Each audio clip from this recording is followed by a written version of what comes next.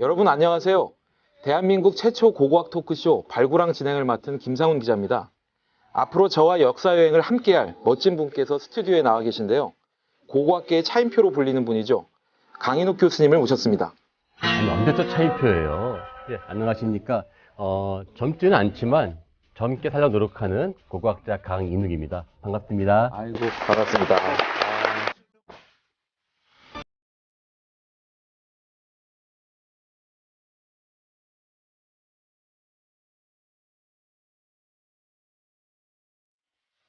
이 고고학이 이게 우리 채널이 이게 최초예요. 이제 문헌사 관련된 채널들은 많이 있는데 고고학 관련된 유튜브 채널은 이게 대한민국 최초입니다. 그렇죠. 보통 유튜브에서 보통 고고학 치면은 뭐 세계의 뭐 거창한 문명들 이런 거 많이 나오는데요.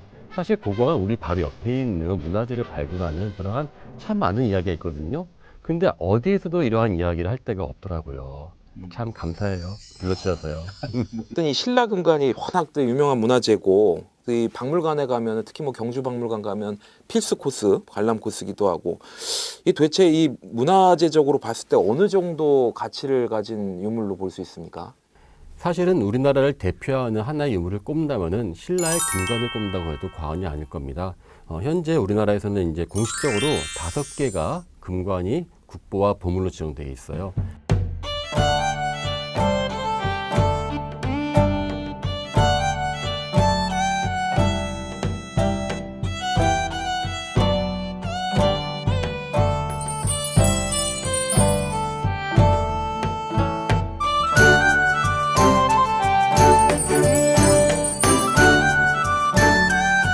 금관이라는 게 참 우리나라를 대표하는 또 외국 사람들도 이제 인정하는 것이고 근데 이제 따지고 보면은 우리가 정작 우리 신라 금관에 대해서 세부적인 아주 디테일한 내용들을 사실 잘 몰라요. 그래서 이게 아주 기초적인 질문을 먼저 드리겠습니다. 신라 금관이 순금입니까? 아니, 다 알고 저기 얼마 전에 김상훈 기자님께서 좋은 기사 쓴 거 알고 있는데 그거 몇 년 됐어요 벌써. 벌써 네. 당연히 순금은 아니죠. 예. 네. 순금은 아니고 보통 금과 은의 합금으로 구성되어 있는데요. 뭐 김상훈 기자님의 그때 그 기사가 되게 많은 분들에게 좀 약간 쇼크를 준 것 같아요. 아니, 다 금 아니었어? 알고 보니까 복잡한 이야기가 있는데 직접 한번 이야기해 보시죠. 취재하신 기자로서 제 기사를 제가 이렇게 얘기하려니까 참 쑥스러운데 뭐 자랑하러 나온 거 아니었어요? 그렇죠. 네, 마음껏 자랑하겠습니다. 그래서 당시에 이 박물관에서 국립박물관에 이제 학예직으로 계신 분이 이제 연구를 했어요. 금과 은의 합금 비율을 조사를 했습니다. 그래서 재미있는 게 이제 시기적으로 늦게 만들어진 금관일수록 금의 순도가 떨어진다. 그래서 시기적으로 제일 이제 저희가 갖고 있는 금관 중에 빠른 게 5세기 중엽 때의 경주 교동 금관인데 그 함량이 89.2%. 예, 이렇게 되고요. 그 다음에 황남대총 북분금관이 86.2%, 그 다음 금관총 85.4%, 천마총 83.5%, 그 다음에 금룡총 82.8, 서봉총 80.3 이렇게 해서 시기가 뒤로 갈수록 금 함량이 이제 뚝뚝뚝 떨어지는 거죠. 근데 이게 상식적으로 시기가 이제 가면은 기술적으로 이제 진보가 돼서 오히려 순금 함량이 높아지지 않을까라는 생각을 일부 하실 수도 있을 것 같은데 근데 이게 결과는 반대예요. 왜 그럴까요?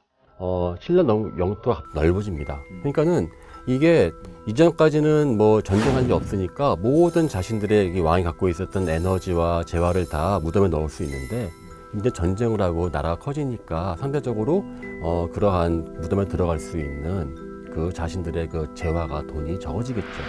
하지만 그들의 기술이 발전됐기 때문에 금은 더 적게 넣더라도 똑같은 찬란함을 지닐 수 있다. 이러면 계속 기술이 그거는 개량화된다고 봐야지 않겠습니까? 근데 그런 얘기도 좀 있더라고요. 이게 아까 교수님께서 신라 금관 크기가 이제 커졌다고 했는데 그러면 이제 무게가 이제 무거워지잖아요. 네네. 그러면 특히 이제 이쪽 뭐 이마든 뭐든 직접 쓰는 부분에 이제 하중이 이제 더 이제 쏠리니까 그게 이제 휘어질 가능성이 커지고 그렇기 때문에 따라서 요거의 은 함량을 높이면 합금이 되면 그냥 순금보다는 이게 단단해지잖아요. 네.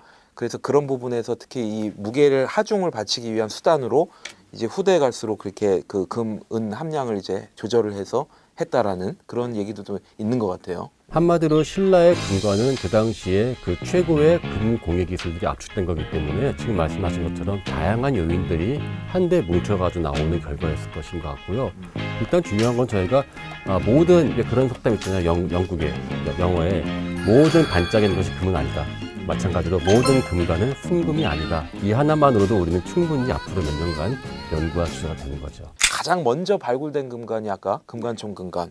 요 좀 설명 좀 해주시죠. 일제가요 1910년도에 우리나라를 강점하지 않습니까? 자 생각해보세요. 우리가 지금 어떤 집을 접수한다.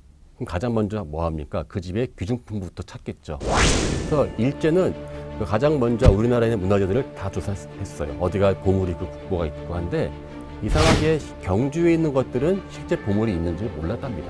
왜냐면은 거기는 마을이 있잖아요. 그러니까 우리 보통 무덤 그러면 멀리 있는데 경주는 시내에 있어요.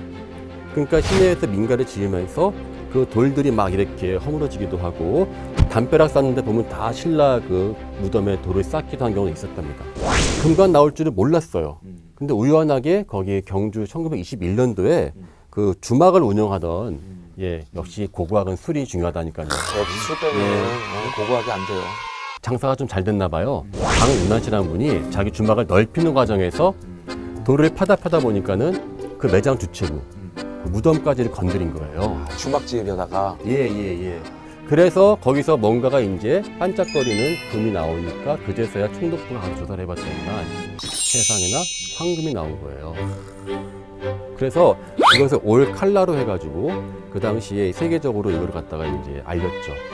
이 서봉총도 이제 사실은 이제 일제 때 발굴이 됐어요. 그 저 구스타프? 이 당시 스웨덴의 왕자, 그 당시 왕자였죠. 구스타프 6세가 취미가 고고학이었어요. 이 구스타프 6세가 온다니까 이 사람의 그 오nu가 맞춰가지고 그 당시 때마침 금관총으로 금관이 전 세계적으로 알려졌을 때 한번 이 스웨덴 왕자한테 금관을 파괴하자라고 하는 기발한 아이디어를 내세우는 거죠. 그 당시 시모노세키, 일본에 와 있었는데 시모노세키에서 이제 연락센터가 부산으로 옵니다. 이 사람이 얼마나 큰 사람이었냐면요. 부부가 오니까 세상에나 그 당시 조선 총독부 있죠. 총독, 사이토 총독이 부산까지 온 거예요. 마중하러. 예. 국빈 대우를 해줬네요. 그렇죠. 다 발굴해놓고 흙만 덮어놓고 이제 싹 아까 말한 붓질.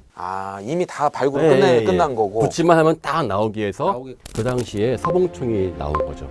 서봉총이 왜 나왔냐면요. 그 이유도 참 황당한 이유예요. 일본 사람이 경주역을 지으면서, 그러니까 지금 신경주역 말고요. 시내에 있습니다. 거기에 건물을 세우는데 돌이 필요하니까 그 돌로 신라 적석총에 있는 고분의 돌을 갖다 쓰는 거예요. 건축 부재로. 요즘 같은 정신 나간 전 아닙니까? 그러네요. 진짜 말도 안 되는 문화재. 근데 그거를 허락해서 봉분을 다 정리를 해준 거예요. 그 건축자가 쓴다고 그래서. 업자가. 그리고 이제 밑에 발굴막에 나왔으니까 준비됐다. 빨리 오게 해라 해서.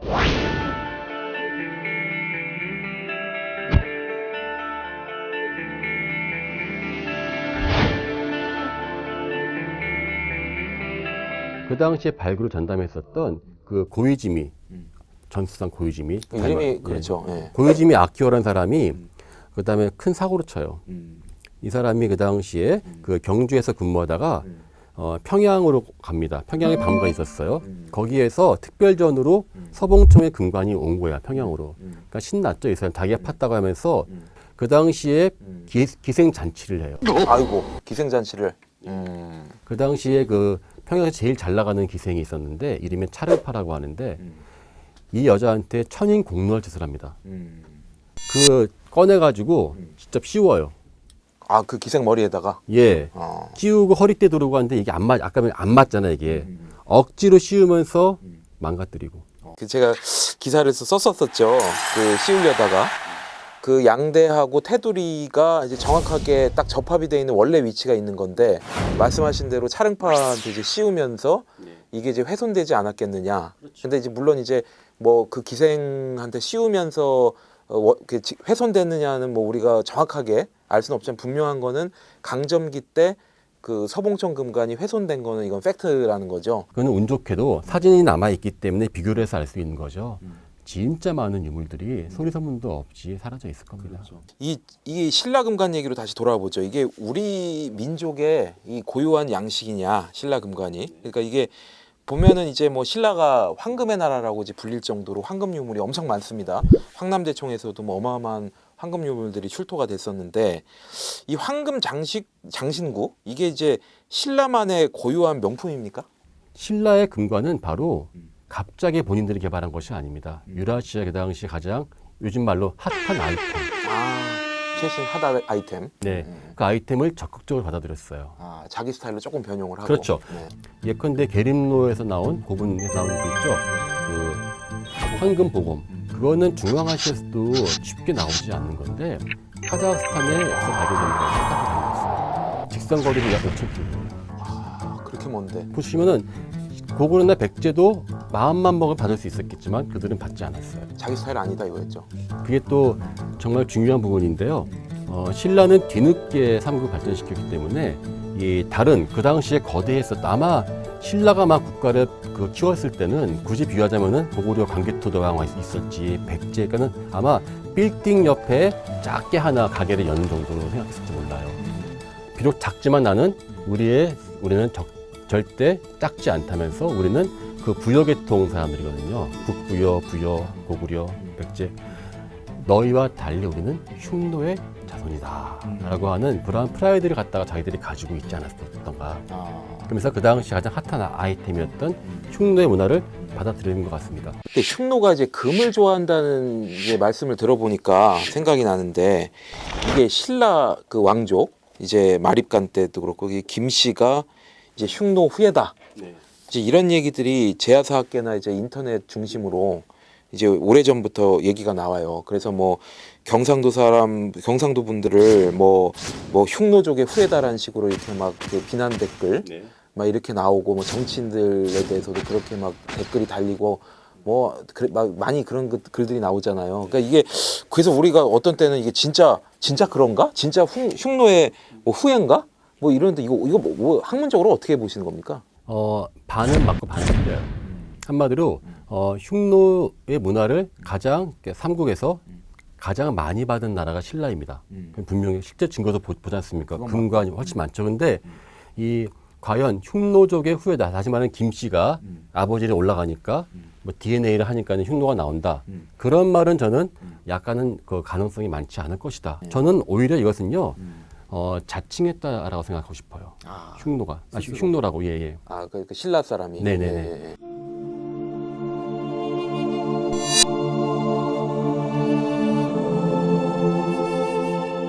흉노도 아마 이 삼국 통일을 앞에 두고 이거는요, 삼국 통일은요, 한마디로 이 비부여계의 반란입니다. 모든 그 삼국은 다 부여계통이었어요. 그렇죠. 그쪽이. 백제든 뭐 예, 고구려든. 예. 맨 마지막에 후발주자였던 신라가 비부여계가 모든 부여계를 엎어버린 사건입니다. 그 삼국 통일의 의미가. 네. 네. 거기에서 이들도 자신들만의 정통성이 필요했죠. 근데 때마침 김씨야. 게다가 그러니까는 신라 초기부터 그렇게 그 북쪽에서 내려오던 분들이 있었고, 그러니까 잘 정보가 있었겠죠. 아마 그 내려왔던 분들이 그 많은 유라시아 네트워크를 아마 주도했었던 그러한 분일 가능성이 있지 않나 싶어요.